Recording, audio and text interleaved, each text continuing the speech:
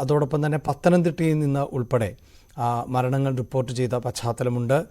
പത്തനംതിട്ട പന്തളം മുടിയൂർക്കോണം ശോഭാനിലയത്തിൽ ആകാശ്, കോന്നി അച്ചാക്കൽ ചെന്നശ്ശേരിയിൽ സജു വർഗീസ്, അങ്ങനെ പത്തനംതിട്ടയിൽ നിന്ന് ഈ പത്തനംതിട്ട സ്വദേശിയുടേതു കൂടിയാണ് ഈ സ്ഥാപനം എന്നുള്ളതാണ് വിവരം.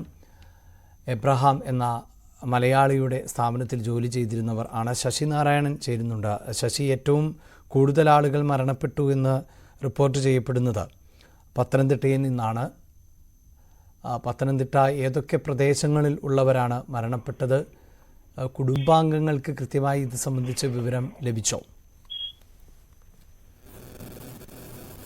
അഭിലാഷെ, പത്തനംതിട്ടയിലുള്ള ഈ മരണപ്പെട്ടുള്ള വിവരമാണ് നമുക്ക് ലഭിക്കുന്നത്. അതിൽ പത്തനംതിട്ട വാഴമുട്ട സ്വദേശി മുരളീധരൻ നായർ, കോന്നി അട്ടച്ചാക്കൽ സ്വദേശി സജി വർഗീസ്, അതുപോലെ തന്നെ പന്തളം സ്വദേശി ആകാശ്, തിരുവല്ല മേപ്രാൽ സ്വദേശി തോമസ് ഉമ്മൻ എന്നിവരെയാണ് മരിച്ചതായിട്ടുള്ള ഒരു വിവരം നമുക്ക് ലഭിച്ചത്. എന്തായാലും ഈ വീട്ടുകാർക്ക് പോലുള്ള അറിയിപ്പ് ലഭിച്ചിട്ടുണ്ട്. പക്ഷേ ചില ബന്ധുക്കളെയൊക്കെ അറിയിക്കാത്ത ഒരു കാര്യമുണ്ട്. അവരുടെ ഒരു വിഷമവും പ്രയാസവും ഒക്കെ മനസ്സിലാക്കിക്കൊണ്ടുവന്ന് അങ്ങനെ അടുത്ത ബന്ധുക്കൾ അറിയാത്ത സാഹചര്യം ചിലരുടെ വീട്ടിലുണ്ട്. എന്തായാലും ഇവര് വർഷങ്ങളായി കമ്പനിയുടെ ജോലി ചെയ്യുന്നത്. ഈ മുരളീധരൻ നായർ കഴിഞ്ഞ 30 വർഷമായി കുവൈറ്റിൽ ജോലി ചെയ്ത് വരികയാണ്. കമ്പനി സൂപ്പർവൈസറായിട്ട് ജോലി ചെയ്യുന്ന വ്യക്തിയാണ്. 6 മാസം മുമ്പ് വീട്ടിലെത്തിയിരുന്നു. അതിനുശേഷമാണ് ഇപ്പോൾ മരണം സംഭവിച്ചിരിക്കുന്നത്. മറ്റൊരു വ്യക്തി സജി വർഗീസ് 28 വർഷമായി കുവൈറ്റിൽ ജോലി ചെയ്യുന്ന വ്യക്തിയാണ്. ബില്ലിംഗ് സെക്ഷനിലാണ്, അവിടുത്തെ കമ്പനി ബില്ലിംഗ് സെക്ഷനിലാണ് അദ്ദേഹം ജോലി ചെയ്യുന്നത്. അടുത്ത ആഴ്ച നാട്ടിലേക്ക് വരാനിരിക്കുകയാണ് ഇത്തരം ഒരു അപകടം ഉണ്ടായത്. തിരുവല്ല വേപ്രാസ് തോമസ് ഉമ്മനും 2 മാസം മുമ്പ് നാട്ടിൽ വന്നിട്ട് പോയതാണ്. 6 വർഷമായി കുവൈറ്റിൽ ജോലി ചെയ്ത വ്യക്തിയാണ് തോമസ് ഉമ്മനും. അങ്ങനെ വിവിധ പത്തനംതിട്ടയുടെ വിവിധ പ്രദേശത്തുള്ള വ്യക്തികളാണ് ഇത്തരത്തിൽ ഈ കുവൈറ്റിലെ തീപിടുത്തവുമായി ബന്ധപ്പെട്ട് മരണപ്പെട്ടു. ശശി നാരായണൻ, ഇതിലിപ്പോൾ ഈ സൂചിപ്പിക്കുന്ന പോലെ ഈ മലയാളിയുടെ സ്ഥാപനമാണ്. സ്വാഭാവികമായും മലയാളികൾ കൂടുതൽ ആ സ്ഥാപനത്തിൽ ഉണ്ടാകാനുള്ള സാധ്യതയുണ്ട്.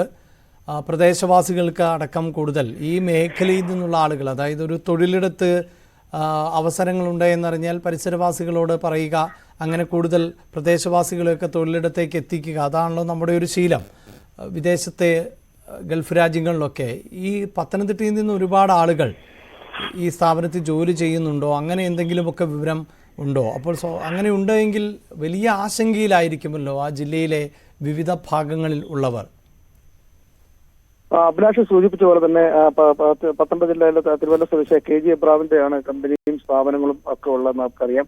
അതുകൊണ്ട് തന്നെ പത്തനംതിട്ട ജില്ലയിലുള്ള ആളുകൾ ഈ കമ്പനിയിൽ ജോലി ചെയ്തിട്ടുള്ള ഒരു വിവരം നമുക്ക് ലഭിക്കും. പക്ഷെ അത് ആരൊക്കെയാണ്, എത്ര പേരുണ്ട് എന്നതിനെ കുറിച്ച് ഔദ്യോഗികമായ ഒരു കണക്ക് നമുക്ക് ലഭിച്ചിട്ടില്ല. അത് അവിടുത്തെ സർക്കാരിൽ നിന്നും രേഖാമൂലം ഔദ്യോഗികമായ അറിയിപ്പ് ലഭിച്ചെങ്കിലേ നമുക്ക് അക്കാര്യങ്ങൾ കൃത്യമായി പറയാൻ കഴിയുള്ളൂ. എങ്കിലും പത്തനംതിട്ടയിലുള്ള ആളുകൾ ഒരുപക്ഷെ ഈ കമ്പനിയിൽ ജോലി ചെയ്യുന്ന ആളുകളുടെ എണ്ണം ഉണ്ട് എന്നുള്ള സൂചന നമുക്ക് ലഭിക്കുന്നുണ്ട്. അത് ആരൊക്കെയാണെന്ന് കൃത്യമായി നമുക്ക് അറിയാൻ കഴിയില്ല. എന്തായാലും 4 പേരാണ് ഇപ്പോൾ നിലവിൽ ഈ കുവൈറ്റിലെ തീപിടുത്തത്തിൽ ഉണ്ടായ സാഹചര്യത്തിൽ മരണപ്പെട്ട 4 പേരുടെയും മൃതദേഹങ്ങളെയും ബന്ധപ്പെട്ട അവിടുത്തെ സർക്കാരിൽ നിന്നുള്ള അധികൃതരുടെ നടപടിക്രമങ്ങൾ പൂർത്തിയായ ശേഷമായിരിക്കും മൃതദേഹങ്ങൾ നാട്ടിലേക്ക് എത്തിക്കുക. എന്തായാലും വീടുകളിൽ ഇത് സംബന്ധിച്ചുള്ള വിവരം ലഭിച്ചിട്ടുണ്ട്, അറിയിച്ചിട്ടുണ്ട്. പക്ഷെ ചില ഔദ്യോഗികമായ ഒരു അറിയിപ്പും കാര്യങ്ങളും ചില ബന്ധുക്കളെ, അടുത്ത ബന്ധുക്കളെ അറിയിക്കാതിരിക്കുന്ന ഒരു സാഹചര്യം ഉണ്ട്. അത്തരത്തിലുള്ള ഉണ്ട്. കാരണം സങ്കടകരമായ ഒരു വാർത്തയാണ്. അവരതെങ്ങനെ പ്രതികരിക്കും അല്ലെങ്കിൽ പ്രതീക്ഷിക്കുമെന്ന കാര്യത്തിലൊക്കെ വിഷമമുണ്ട്.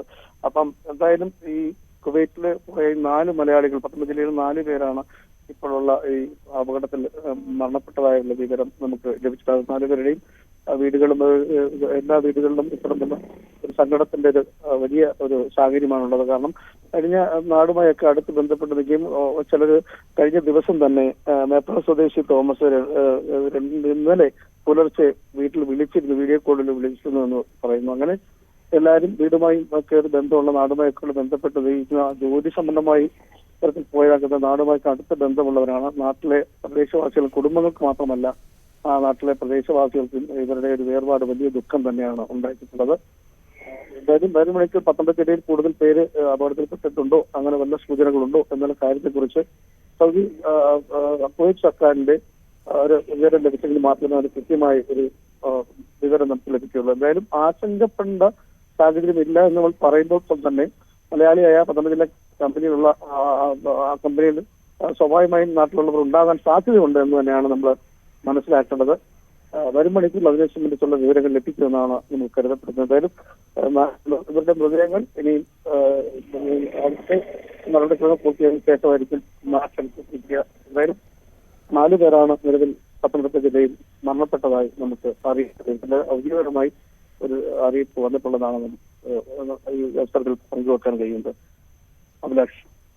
ശശിനാരായണൻ സൂചിപ്പിക്കുന്ന പോലെ പ്രദേശവാസികൾക്കൊക്കെ പ്രിയപ്പെട്ടവർ തന്നെയായിരുന്നു ഈ മരണപ്പെട്ടത് എന്നാണ് നമുക്ക് അറിയാൻ സാധിച്ചത്. അതിൽ പത്തനംതിട്ടയിൽ നിന്നുള്ള സജു എന്ന വ്യക്തിയും ഉണ്ട്. സജുവിൻ്റെ വസതിയിൽ നേരത്തെ